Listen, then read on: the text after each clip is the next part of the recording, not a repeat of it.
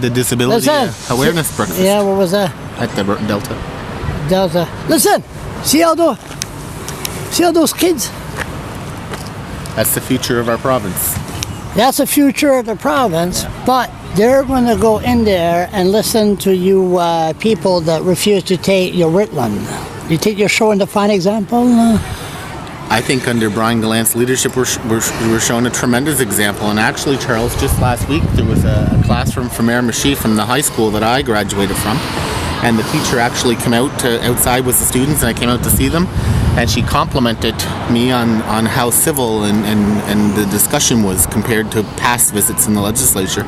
And I think a lot of this is attuned to Brian Gallant's new approach and to the level of civility. We know it's bullshit question period, but you're not bullshitting me, right?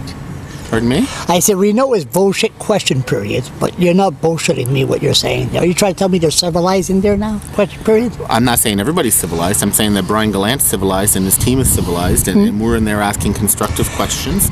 We're giving credit when credit is due, and we're applauding. You're not shouting across like people with no Ritland. You're behaving. Is that what you're telling me? Absolutely. I don't know. I've been banned from there since this is all. Charles, you can watch on the internet. Don't remind me. I watch it enough. Watch on the internet or on Rogers. I think cable 7. I know all about it. So they're going all in there. I think it's the legislature is a place where people are there to represent everybody in the province, and we have to set the highest example we can for people like these children that are going in there today. So you're 58 MLAs. 55. 55. Oh yeah, 55. Sorry. 55. Then it goes down to 49. Okay.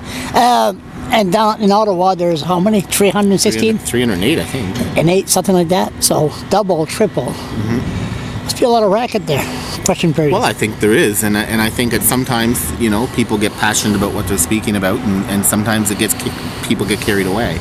But I think what we're seeing now is more civility in the legislature, and we're seeing a more professional approach, which is the way it should be. I remember the guy you beat. Sorry about that. I remember the guy you beat there, asshole, his blogger, asshole Tekramali. That's not nice, Charles. No, but sorry, but in my opinion, he's an asshole. But anyway, he used to be one of my biggest supporters until he crossed me. Anyway, he was speaker, and he would say, okay, we're going to behave. And he had a hard time to do it. Well, I think it comes with leadership, and it has to start with the leadership of the political parties that are represented in the House. And that would be with Premier David Alward and with our leader, Brian Gallant. And I think our leader is shown in spades the type of leadership he brings to the table, with civility and with complimenting when compliments are due. I was just going to say that he looks like he's giving credit where it's due. If the government does something good, he will tell them that's good what you're doing. Yeah, absolutely, and that's the way it should be. Yeah, absolutely. And just like when we provide constructive solutions, they should be recognized as well. There's many times in the past 2 years that we've introduced legislation that the government said was, that they would support in principle, yet they let it die on the paper, and then they criticize us for doing it. And, it's funny, some of that legislation that we presented in the past is now there on the order paper presented by the government now, because they don't want to give credit to somebody else. It's not about who gets the credit. It's about getting the job done for the people in New Brunswick and working together. How come when you're in the opposition, you speak so good, you're so optimistic, but once you're in power, it's not the same. You can promise the world when you're in the opposition.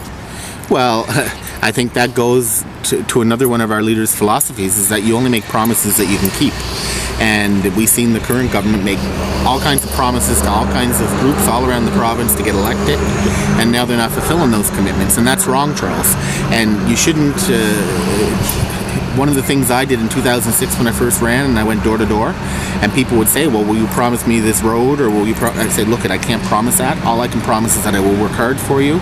I'll bring your issues forward, and if there's something I can do to help you, I will. I don't know why David Howard made all these promises anyway, because it was just an anti-Sean Graham vote. That's all it was. Well, and nobody knew who David Howard was.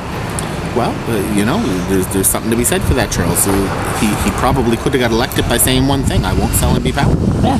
That's all he had to do. But instead, he went out there and he promised people who were in need of catastrophic drugs, I'll do that for you within 1 year. Well, we still don't have them. He made many, many other promises. But he is a nice guy. But can you be a nice guy and be premier? Well, I think what people want in a leader and in a premier is somebody who's honest and upfront and who keeps their commitments and who doesn't say one thing one day and do the opposite the next day. Well, I had this conversation, and I still say Brian will be in power premier in, was it? 2014. 5 years. 2018. I still say 2018. But And I'm sure you'll keep this video, and I'm sure you'll bring it back to me in 2014 when we're in power. Yes, and we'll have the interview right here. No, not right here. You'll be on the other side. Talk to. Oh, well, we can walk here. No problem. Thank you very much.